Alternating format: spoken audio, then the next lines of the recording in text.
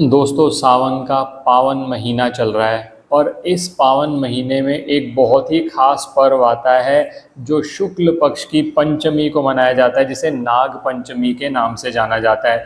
इस बार ये पर्व 17 अगस्त को मनाया जा रहा है। उस दिन सोमवार भी है। सावन का महीना होना, नाग पंचमी का पर्व होना और सबसे बड़ी बात सोमवार के दिन होना, तो अद्भुत संयोग बनता है। 16 अगस्त को नाग पंचमी के लिए जो हम पंचमी तिथि देखते हैं, पंचमी तिथि शुरू होगी 4:51 पर और ये चलेगी 17 अगस्त तक शाम 5 बजे तक। तो उदया तिथि के हिसाब से सब कुछ जो भी उपाय हमने करने हैं, दान इत्यादि, वो सब कुछ 17 अगस्त सोमवार वाले दिन करना है। हम तो वैसे भी सावन के सोमवार पे उपाय कर रहे हैं, आनंद ले रहे हैं। अब ये मौका आया है तो इसको हाथ से नहीं जाने देंगे। जिन लोगों की भी पत्रिका में राहु की दशा ठीक नहीं जा रही, राहु 5th हाउस में है, राहु का कोई दोष बना हुआ है, काल सर्प दोष बना हुआ है, किसी ने कह दिया कि काल सर्प की वजह से आपको समस्याएं होती हैं, आपने इधर उधर जाके पूजा भी करा ली लेकिन कुछ नहीं निकला हल उसका, या फिर पितृ ऋण से संबंधित समस्याएं, कर्ज की बहुत समस्याएं हैं। मैं 3 कैटेगरी बनाई मैंने आपसे, और इन 3 कैटेगरी पे 3 अलग अलग तरह के कार्य बोलूँगा जो सिंपल कार्य आपने करने हैं और ऐसे उपाय जो बिल्कुल शॉर्ट आपके काम करेंगे। अंत तक हमारे साथ बने रहें। मैं विकास मल्होत्रा स्वागत करता हूँ आपका लाल किताब एस्ट्रो सेंटर चैनल पर।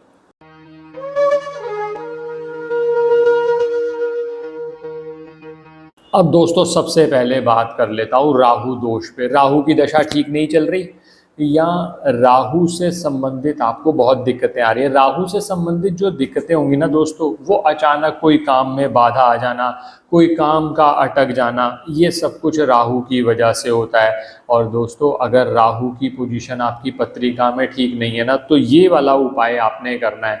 नाग पंचमी के दिन किसी भी समय कर सकते हो। जो घर की दहलीज होती है, जहाँ से आप अपने घर के अंदर एंटर करते हैं, पहले तो प्रॉपर दहलीज बनाई जाती थी, अब तो इतना कुछ करा नहीं जाता।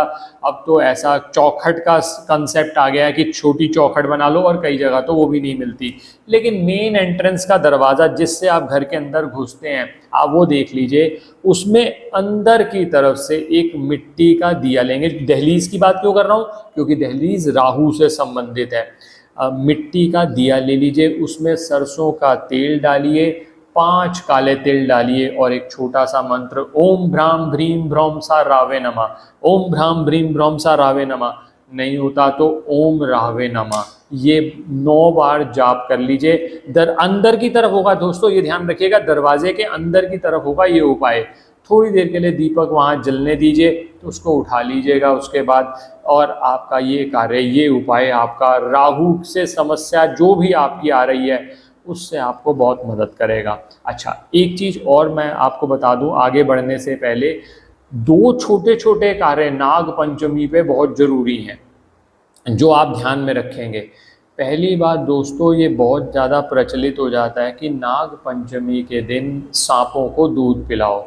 सांपों को दूध नहीं पिलाना किसी भी केस में, क्योंकि सांप दूध बेसिकली नहीं पीते, वो बहुत देर तक उनको भूखा रखा जाता है, प्यासा रखा जाता है। तो फिर जो भी आपने किया, वो सपेरे इस लालच में कि आपसे ज़्यादा पैसे ले सकें, आपके सामने कुछ दिखा देंगे कि दूध पिया है।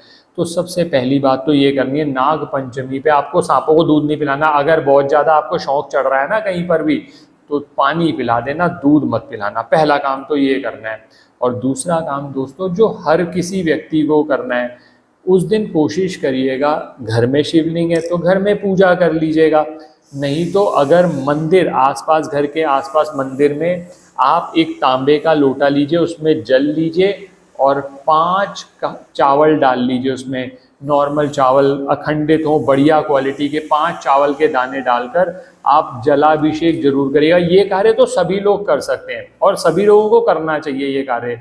इससे सबसे पहले तो ये आपका नाग पंचमी का बहुत खास उपाय हो गया जो हर व्यक्ति कर रहा है। अब दोस्तों, मैंने 3 आपके लिए कैटेगरी बनाई थी, जिसमें मैंने पहली कैटेगरी पे बात कर ली। अब दूसरी कैटेगरी पे आते हैं। अब दूसरी कैटेगरी समझ लीजिए, काल सर्प से संबंधित आपको कोई समस्या आ रही है। किसी ने कहा पहले घर में राहु है, आपका 7वें घर में केतु है, सारे ग्रह उसी में फंसे हुए हैं, ऐसे काल सर्प कहते हैं। या सेकंड और 8th का रिलेशन बन रहा है, यानी वो किसी भी तरह का काल सर्प आपका बन रहा है और आपको समस्या आ रही है, उसके लिए उपाय करना है। इसके लिए आपको चाहिए होगा ये कच्चा सूत, बहुत आसानी से मिल जाता है। और सूत भी दोस्तों सिर्फ इतना सा चाहिए, बहुत ज़्यादा सूत नहीं चाहिए आपको, इतना सा सूत चाहिए। ये कच्चा सूत ले लीजिएगा, इस पे 12 गांठें लगानी है। 12 क्यों? क्योंकि मुझे नहीं मालूम आपका कौन से हाउस में है, वो कौन से हाउस से कालसर्प बन रहा है।